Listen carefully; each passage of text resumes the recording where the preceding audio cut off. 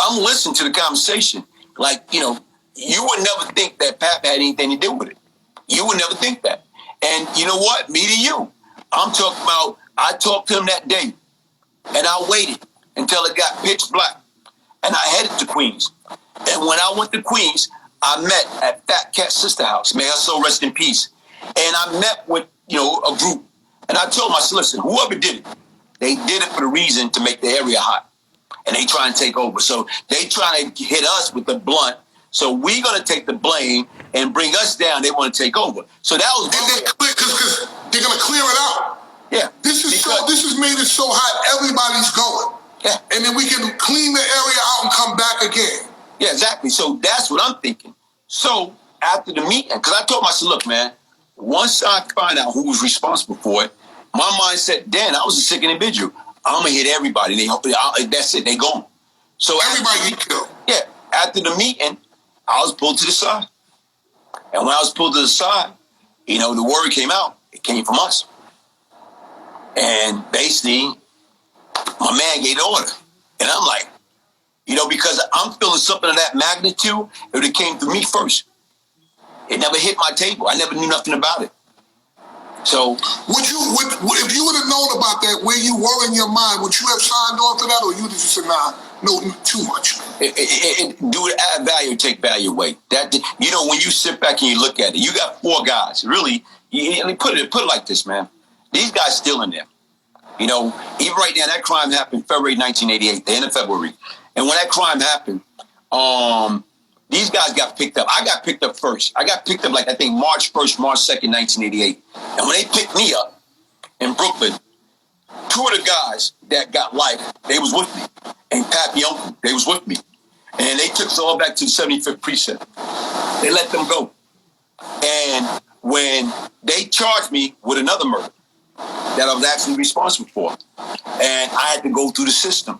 But were they holding you for that murder to just put you through the system so they had enough time to figure out whether you had something to do with this shit? Exactly. They want to make sure that I didn't go nowhere. So what wound up happening, they took me through the system, and just so happened they put up like a $40,000 reward. And when they put the reward for them solving that case, one of the guys' family member gave them up for the $40,000. Say they was there, they was at their apartment when they was plotting, and they gave them all the names. So then they came back and got these guys, everybody that was involved. And everybody's name came up. Fat Cat name came up. Pappy name came up. My name was the only one that didn't come back up. And so what do they do? What do they do? They don't let you, they still got you for this murder. They're going to keep you for that. But what happened was, once they picked up everybody, I went to court. And when I went to court, you know, once you're in Rikers Island, you like this, man, like you hate bullpen therapy. So to me, I'm there early enough. And so here it is, the first bus left. Oh, man, you pissed. Because now you know you got to stay in these bullpen all day and you can't do anything. But, okay, here it is. My lawyer, you know, I didn't even get to see nobody or whatever. So they came back. I was released. And why I was released? Because they was just holding me, just to hold me, because they really didn't have nothing on me. Despite I was involved with that other murder, but they didn't have nothing.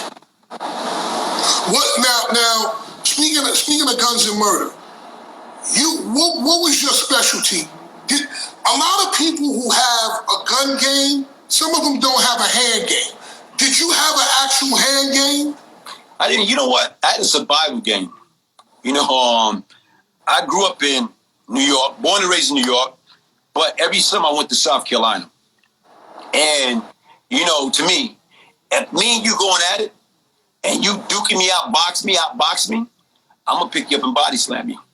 Oh, whatever it takes to win. So it didn't matter. So the difference is right now, if you can outbox me, I'm like Tut. Tut could outbox me, but I can body slam him. So it didn't matter. You're not going nowhere once I body slam you. So to me, where as far as like, I always look at it, I had a game that by any means necessary, I'm going to win. I hate to lose. Right. Now, and the reason I ask that is this. You were known for the gun, easy. Mm-hmm.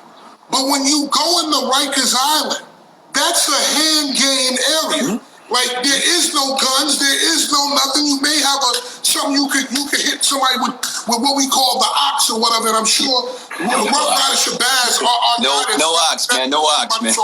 No. But the thing is that it's not a gun game. You gotta have these. You gotta like I told you, the first time I went through Rikers Island, I got beat up, I got robbed, I got stomped out. And like I said, I was in my cell, C-74, 16 years old. You know, it's freezing cold, January 80. You under those itchy blanket, freezing cold, like boo-hoo-hoo, I want to go home.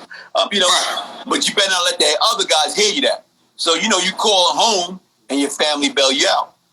And to me, like, you know what, when you get out, to me, that should have been the turning point.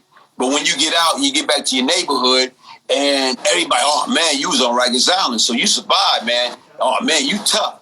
So you start walking around with that bop in your step, you know, because you just survived Rikers Island. Then your inner self is coming out, and you slap you, boom, boom, boom. What's wrong with you, man?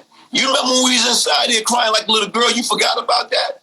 But you go back to normal, man. You go right back to normal. So now, and then you go back to Rikers Island again. But now they're not messing with you. What's the difference? You know, the difference was it reputation?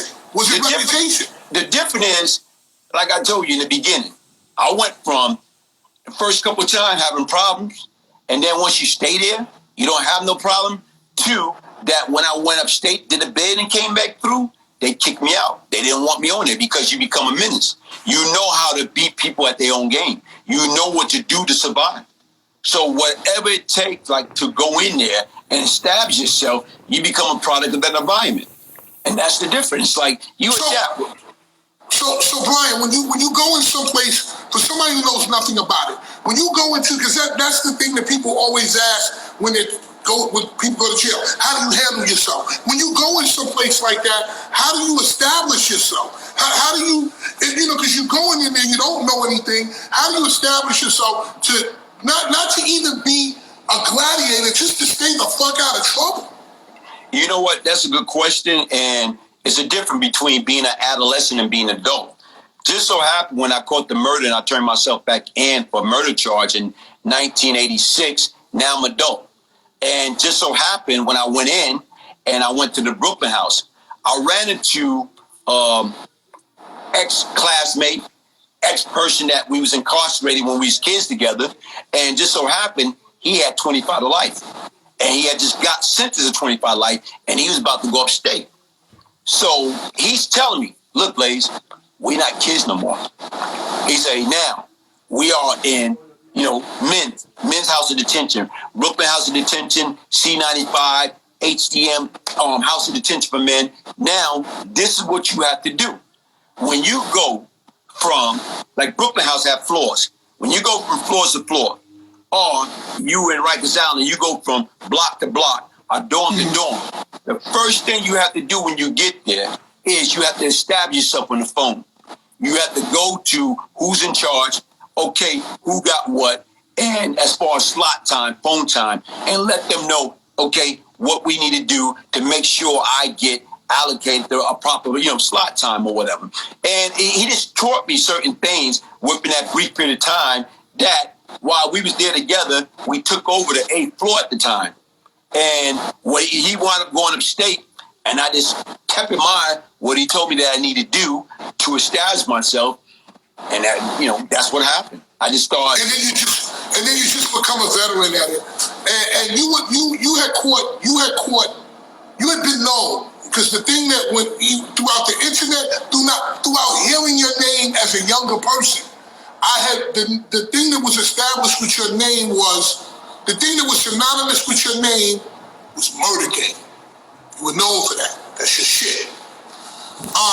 Looking back, which one is the one that you may be the most remorseful about? And when you did it, did you look at it like it's just part of the game, man? It's just business. All of them, man. All of them. When you sit back and you look at it, back then, guess what? You playing Grand Theft Auto with your life. There's no reset button to hit.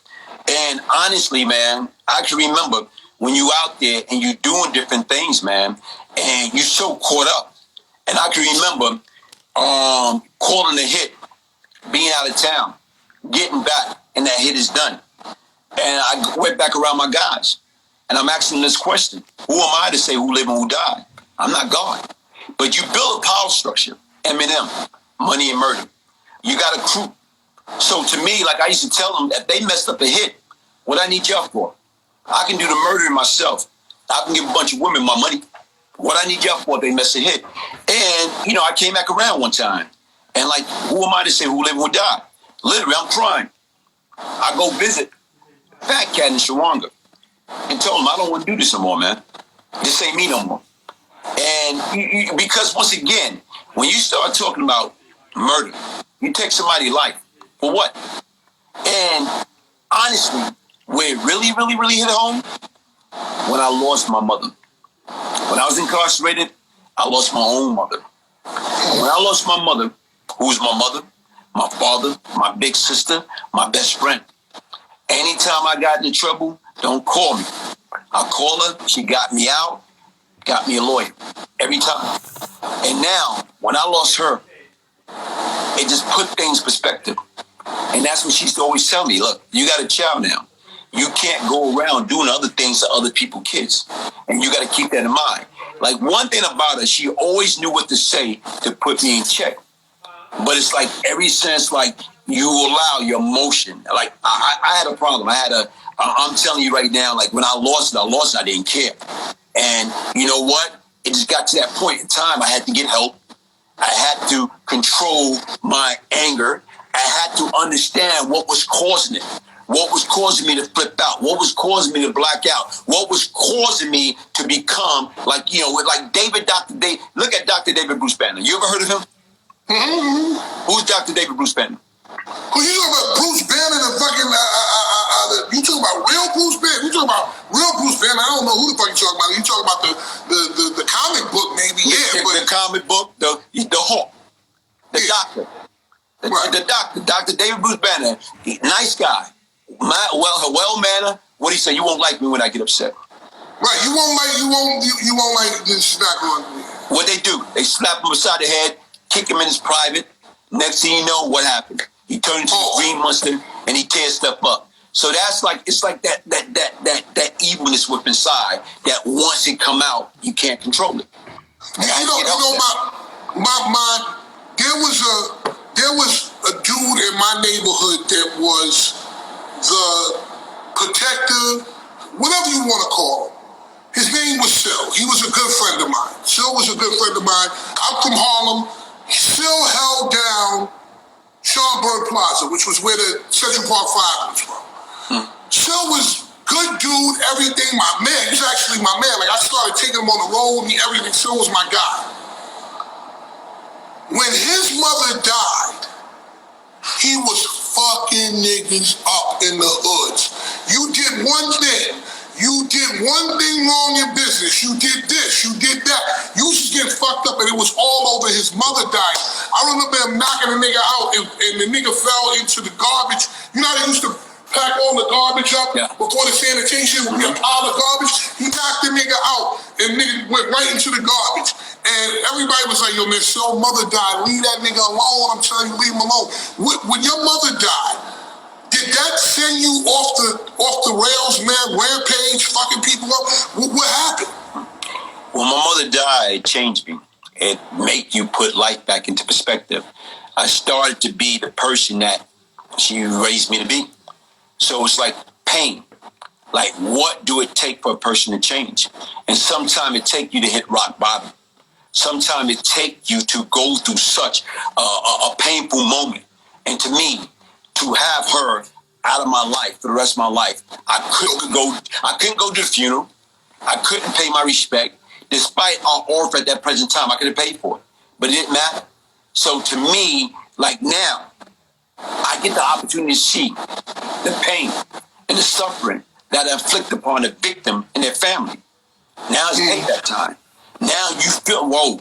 And once it hit home, you don't even have a clue. Now, have you spoken to any of these victims' families? Have you made any type of amends, reparations, anything that you could do? Turn back around and say, listen, I I was a whole different guy back then. And you know what, Scoop? I have spoken to a couple people, and like even right now, it's probably one day, me and you can probably do something on this. It was a young lady, we went back and forth, and you know, about, in regards to her brother.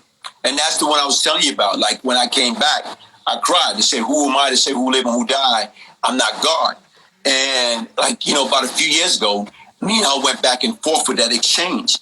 And what she was telling me is like, you know, my brother love you.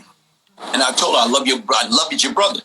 And I'm saying, but why do you kill him? And I tried to explain to her, I was manipulated into killing him. I was tricked, played out of pocket. And, you know, like right now, she said, well, don't lie to me. You was there. I say, no, I was not there. And, you know, I'm telling her step by step from what I do know about it, and I'm giving her all the information. And, you know, like, we just went back and forth, and, like, you know, like I just kept telling her, like, you know, look, I'm sorry, like, whatever I need to do to try to make amends, you know, because, once again, something that she said that tore me apart. She said when I killed her brother, it killed her grandmother and destroyed her family. And what I'm saying is, you stole his legacy. He didn't have no kids. So those are things that you sit back and you think about. See, like I say, when you're playing Grand Theft Auto, there's no reset button to hit. These guys hit reset button, then they want to go out there and try it in real life. We, like my generation, we's out there and we's doing it. And to me, it was no funny game. So now when you sit back and you look at it, me back then, yes, I can admit I was a lost, sick individual. Me now, where you sit back and you try to correct your wrong and try to, you know, do everything that you can do, and it's hard. I'm not going to even sit here and tell you that it's not.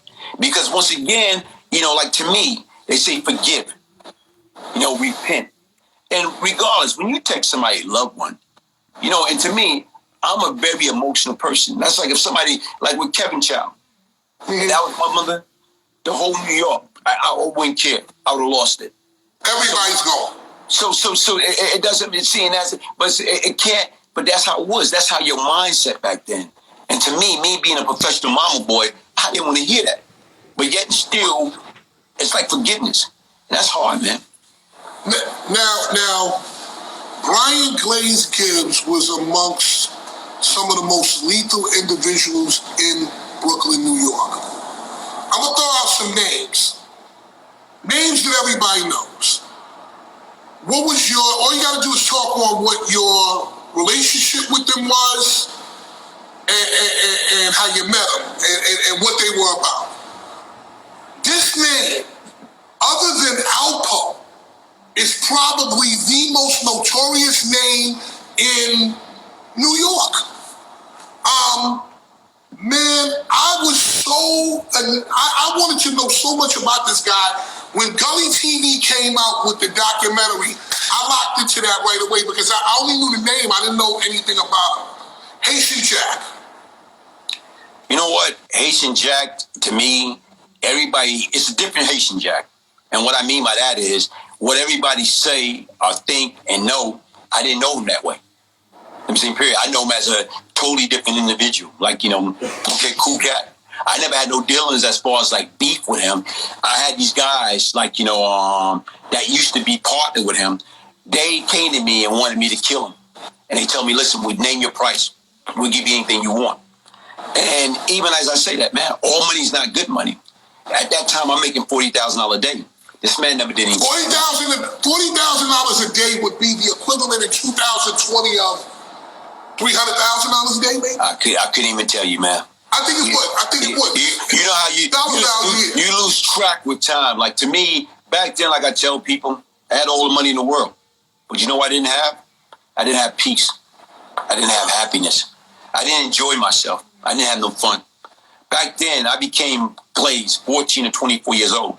Like you look at everything I did between the age of 14 and 24, that reputation. And to me, life was serious. You watching everything and everyone. You falling asleep with bulletproof vests on. Everywhere you go, I didn't enjoy myself.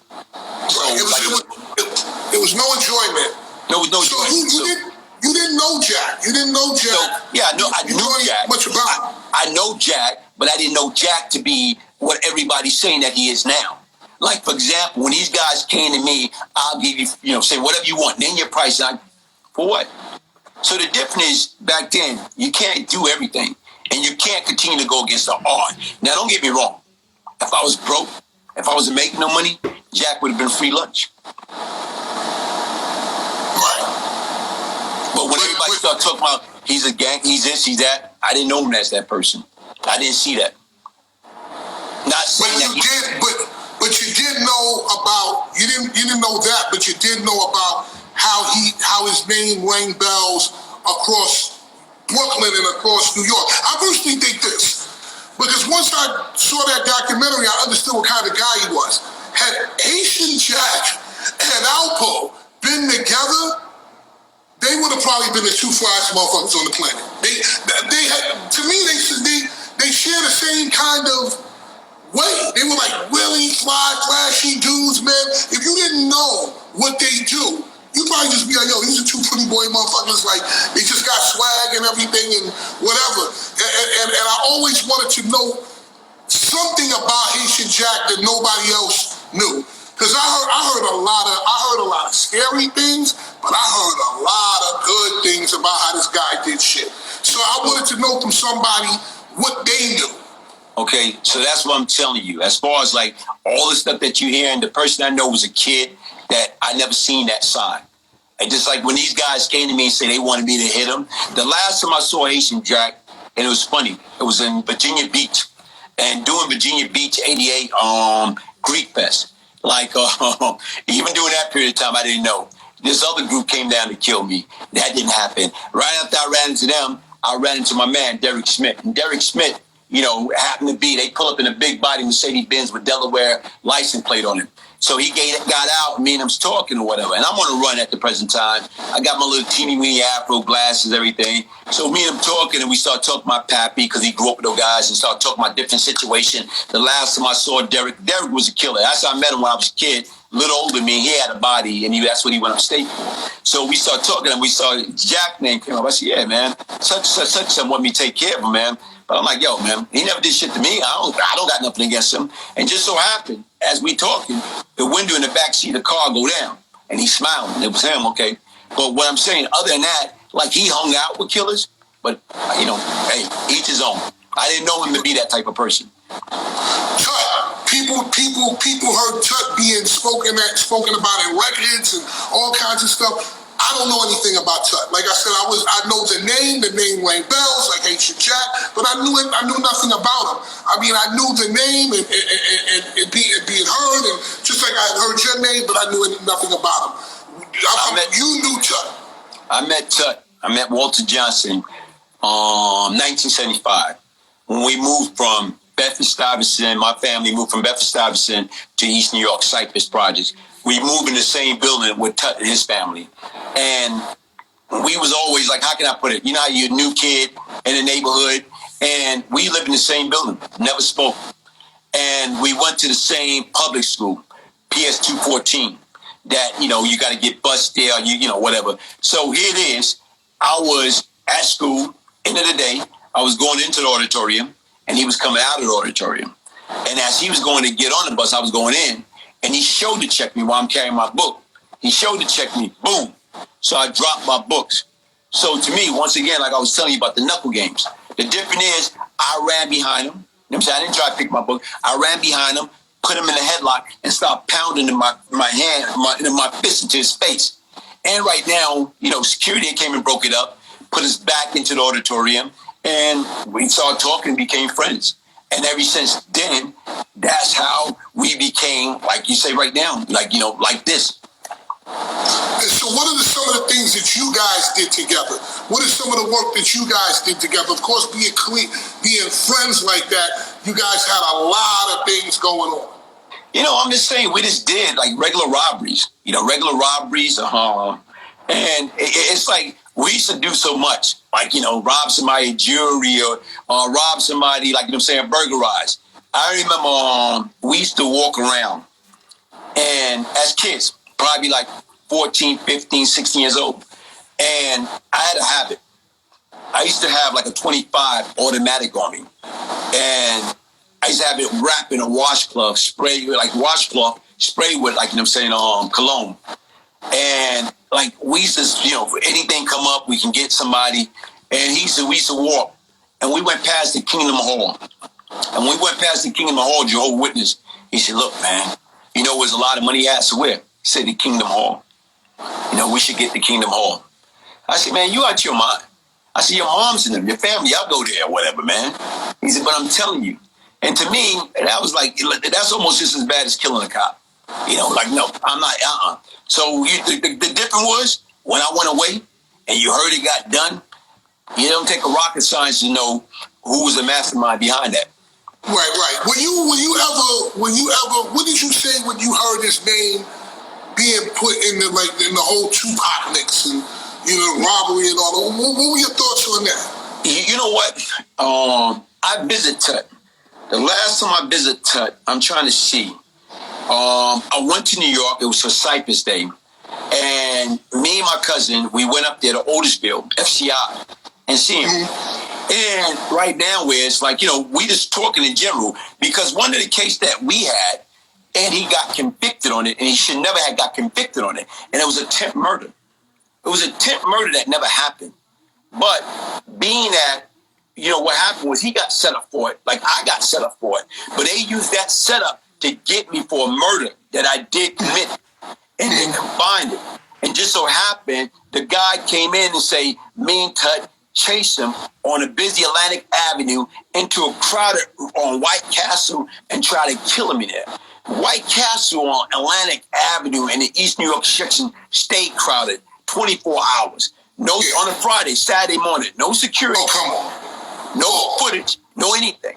But anyway, I had to go to trial and I wound up, you know, beating that. But he pled to it because he caught another case. And that's part of, like, you know, a strike that he got against him. But what I'm just trying to say is, when I went to visit him in Otisville after I was released, and I like to say, I'm trying to think the exact year. When was Hurricane Irene? Shit, let's look it up. It was the year before Hurricane Irene. 2009. 2010 was Irene. I went to see Tut. Last time I saw Tut, 2009. Where's Irene? You said it must have been 2010, like you said. Yeah, so 2009 was the last time I saw Tut. And when me and my cousin went up there, because I was up there, did a few speaking engagement, and we went to see him. And when we was talking on the visit, and, you know, we was talking about the Tupac situation, and he stuck to the same thing. He said, yo, man, you know me. And I'm saying, okay, first they say I shot him. Okay? I know Tut. I done been around Tut for years. Tut will whip your behind, but he's not going to shoot you. No? So to me, like he said, I didn't have nothing to do with that. So he told me right then and there that Jimmy Hinchman set him up. And then, you know, and to me, I didn't have no reason to doubt him, but like I was not there. But as you start listening to stories coming out and you start listening to what is said, you got another guy, Desta Isaac, saying that he did it. And Jimmy Hinchman paid him. But yet and still, for some reason, they used Tut as a scapegoat. You know, his name started populating. Even when Tupac says something in his song, he made mention of Haitian Jack, he made mention of Tut. You know what I'm saying? Even 50 Cent. The feds didn't know who shot Pac. I got a kite from the joint that Tut got knocked. Tut is not a shooter. And the difference he's a fighter. And then the difference is when you listen to Tupac and he said, yeah, he was doing an interview with Monster Cody, and he was talking about, yeah, man, yeah, these guys from the A-team. You know what I'm saying? They was mad because I didn't want to mess with them more. So you listen to that. By 94, 95, the A-team been gone, man. The A-team probably disassembled like 90, 91. So it was an issue of maybe perhaps Pac being angry, inaccurate information, not wanting to say who it really was. Being afraid to say who it really was. If you put it on the vinyl and you wind up saying it anyway, he mentioned everybody anyway. So regardless, he made bold statement anyway in the songs. So it doesn't matter. Right now is I think if he actually really know, He mentioned the A-Team. He mentioned Tut. He mentioned Haitian Jack. He mentioned all these guys. So to me, if he knew for a fact who it was, it would have went out. It would have came out. He had no idea. Basically, that's the way that you're putting it, is that he was just fucking throwing. Tupac was just throwing shit at the wind. See what's going to fucking come up. You having rumors, people in your ear, people trying to befriend you in the New York State Penitentiary because you pop. People coming up on you like, right now, because if you get out, or right now, you can hook me up with something. So they in his ear. So they tell him anything that he think he probably want to hear. And that's the difference. But here's the problem with that. And listen, it's over, it's done. But here's the problem with that. You're implicating certain people. If you say Jimmy Henchman, but Jimmy didn't have nothing to do with it, he's got to walk with that shit forever. If you say Tut did something, but he didn't do it, you got to walk with that forever. If you say Haitian Jack did something, but then they find out Haitian Jack didn't do nothing, Haitian Jack got to walk with that shit. And they said they couldn't find nothing on it. So basically the man that's the worst kind of slander ever, I guess. It is, because right now it never will really be fully cleaned up. Only thing going to happen is, and that's what you have when you have all these interviews and people saying that they was there and they giving their version. It's always three sides of the story.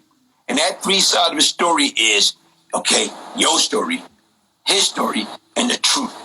And people do not understand that. So only people really know what took place is the people that was actually there.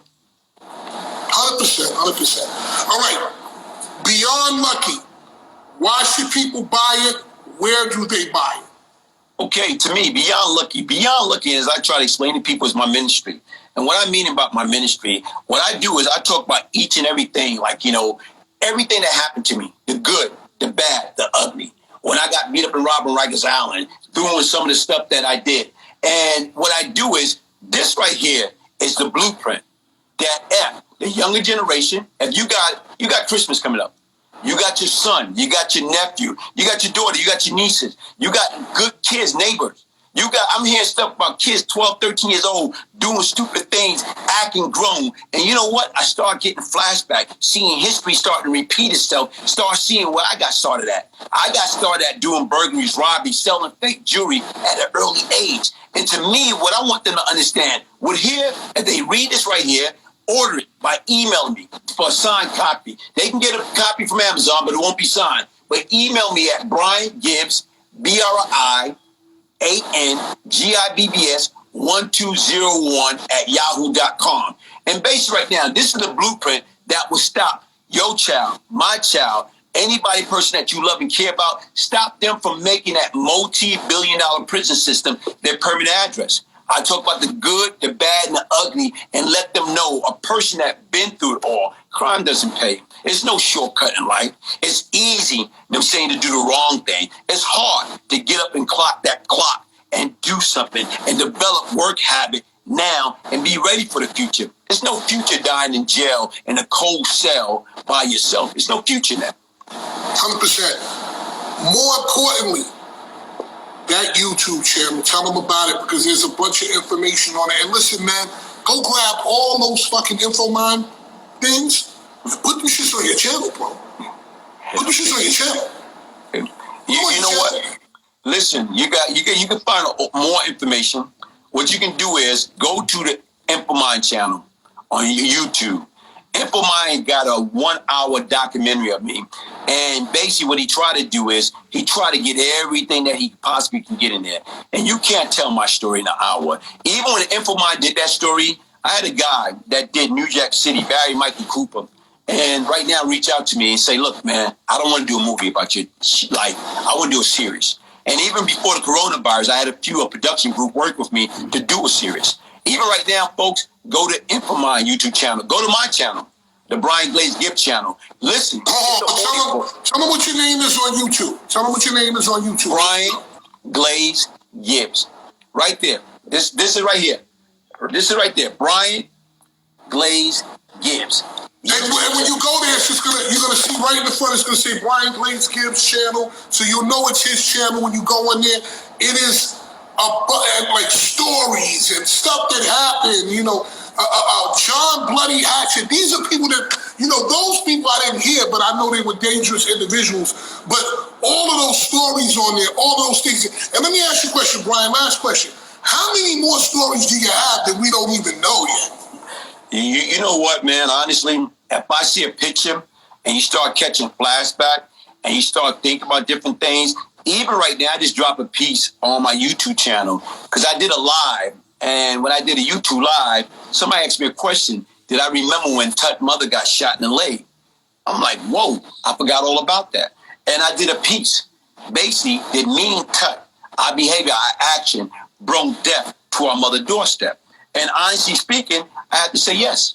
Because look what happened with our action. Look what happened when you go out there and do stupid things. What you think going to happen? You live in a project.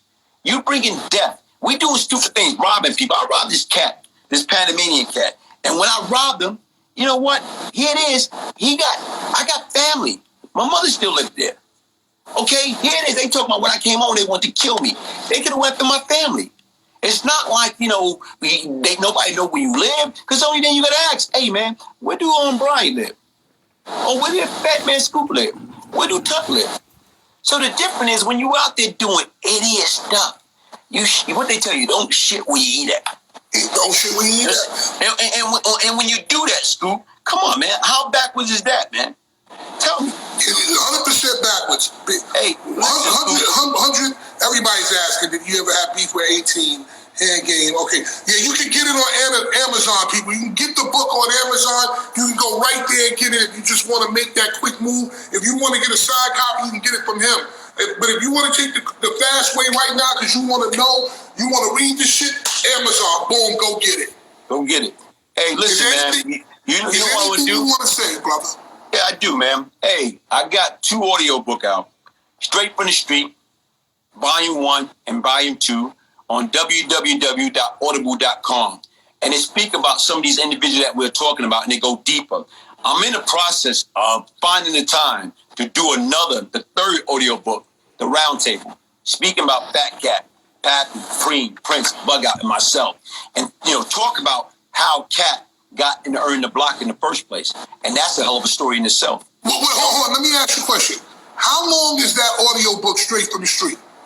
One is, I think, 51 minute, and straight from the street. Volume 1 is like about 51, 52 minutes, and Straight from the Street, Volume 2 is a little over an hour. But straight. Yo, bro, you need to make them shits like a scene, because I can sit and listen to that shit. I want to be able to line them all up. So if I'm driving to Virginia, I can just listen to you talk like 6 hours of that shit. Hey. Listen, you know what? I like that. But you know what? It's tedious, man. When you're trying to find the time, like even right now, when everybody be telling me, can you do a story about this person? Can you do a story about that person? And then when you sit back and think, but like, for example, my man LD, Lanny Dillon, I want to do his story.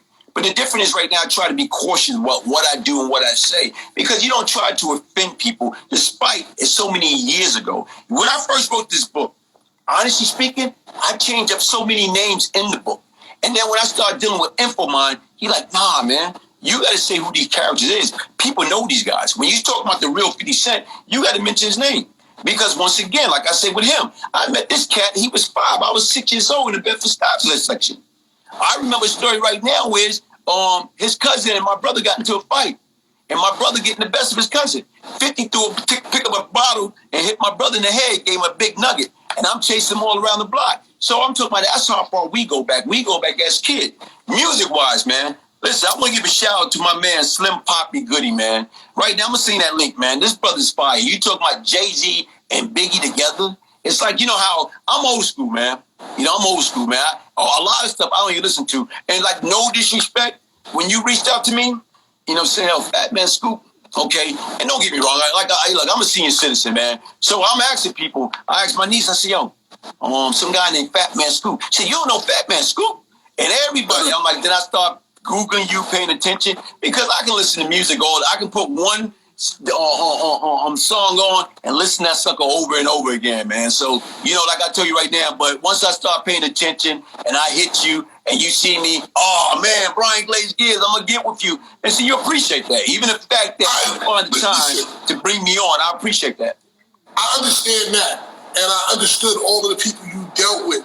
For example, you know, so that's the one person that we didn't talk about, 50 Cent.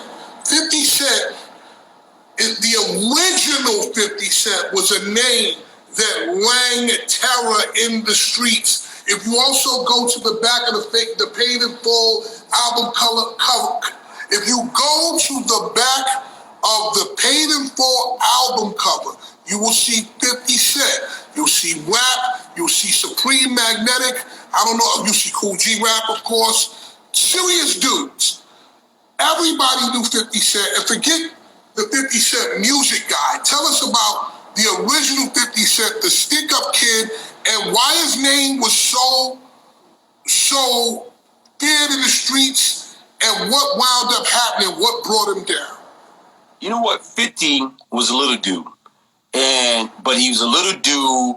He was like an ant. You know how you got the little ant? And the first time you ever got an ant bite you, you looking and seeing like how in the heck this little thing can hurt that much. That's how he was. He's a little dude, but he's very powerful. I'm talking about like, you know, the stuff that he did. Like when we was kids, good guy until when he grow up. When he grow up, you know, was no loyalty, man. It's like any and everybody. If he loved you, he loved you. If he hates you, he hates you. And he did a lot of things, man. Like one of the things that he did, I was awake when I told you I was fighting a murder charge. You know, I'm in jail. I'm facing life. And he came to me with a plot that, you know what, listen, I'm sitting in the penitentiary waiting to go to trial, might get life, that I can make some money. So he came to me about, you know, one of the guys that he was working with that we can hit his spot. We can hit the stash house. Tell me we can hit anywhere from 250 to 500,000. So the bottom line, I'm gonna get me a nice payday doing nothing. I got Tut involved. And what he wound up doing, he wound up running his mouth off to the wrong person that it got back to his boss. And that was part of one strike that got him to get murdered. Even like I told you, when I came home and got acquitted, this guy came and got me. He picked me up from my Cypress headquarters. He used to have this little tan-colored Jetta with the BBS wheels. And we went to the pawn shop on Flatbush Extension. We there. We left there, went to Fort Greene. And I didn't know it at the time, but he paid me, guys. Listen, I got Glaze. He's down here in the Fort Greene section. He don't got no gun. He don't got no bulletproof vest. We can get him. Nothing happened. We went to the Albany houses. Same thing. Listen, we got Glaze. Glaze down here. We gambling. He don't got no gun. He don't got no bulletproof vest. We can kill him. So the guy basically told me later, and listen, man, first of all, you wasn't coming at me unless he told you about me. He was trying to put you on me. So the difference is I didn't fault you. I faulted him. So he wound up doing a couple more strikes that cost him and put as far as the nail in his coffin, man.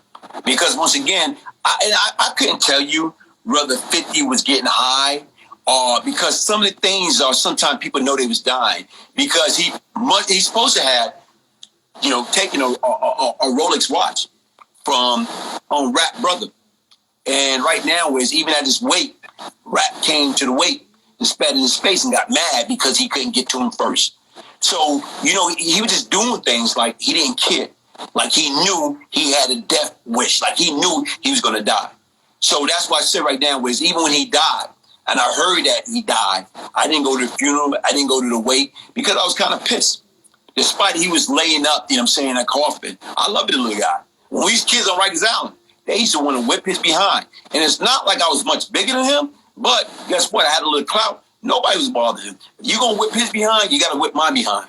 And right now was, guess what? Listen, I wasn't going for it. Not saying that it can't be had, because back then I could have been had. But the fact that you have clout and juice and respect from other people, that guess what? Nah, nobody bothered.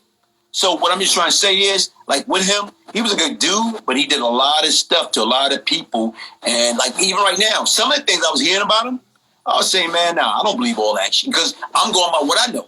But then again, I got with people that actually was there. So, yo, it's true. I'm like, huh? All that? Yeah. So.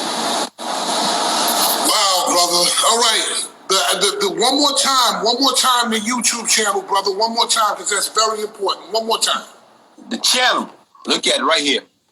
YouTube channel. Brian Brian, Glaze, Glaze, Gibbs, Gibbs. What I want that channel to be, I want that channel to be the people channel. Like I say, that's my ministry. And I'm not your typical minister. I can remember having this conversation with LL Cool J last year this time before the coronavirus. And we was talking about doing some things. And like I say, he like, man, you're man. I said, yeah, because once again, I want to talk about the good. I want to talk about the bad. I want to talk about the ugly. I want to coach, counsel, and train people. Get these kids to understand, man. Listen, man, crime doesn't pay. There's no shortcut in life. Do it right the first time. You know what? Take your time, live your life, enjoy your life. Because once again, when you get that opportunity, you want to be out there in the street, or you watch those little bootleg rap videos, and you see those guys with the fancy cars and all the jewelry and all the bad girls and a big house or whatever. It's only a video. It's only a video. And most of that stuff is prop. Most of that stuff is rent. It's no different than right now when you used to watch Power and you see Ghost in a jail cell. When that segment ends, Ghosts go home. We don't. We don't. Prince gonna die in jail. Pappy gonna die in jail. Supreme gonna die in jail. Most of the guys that you look up to right now is, guess what? Gonna die in jail. Hopefully not. I'm hoping that they don't. But the difference is, Baby Sam, all those guys that they was free today and they had an opportunity to tell you right now, looking in the camera, they'll tell you, listen, man, it wasn't worth it. Go out there, get your job. Get your education. Live life to the fullest. Fast money, it's not worth it. 100%, brother. God bless. We'll talk later. I got some stuff for you. We'll talk later. I'm already working on some things. I made some calls to some people. I got some stuff for you. We'll talk later next week, brother. God bless. All right, my brother. Thank you. All right. God bless. God bless. That's Brian Glaze Gibbs right there. I mean, shit, man. Shit. I mean, you heard it. You heard a million different things. You heard a million different things. Yes, it's like listening to a fucking street bike.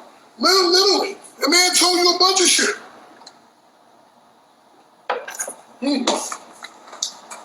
Listen, that's real shit right there.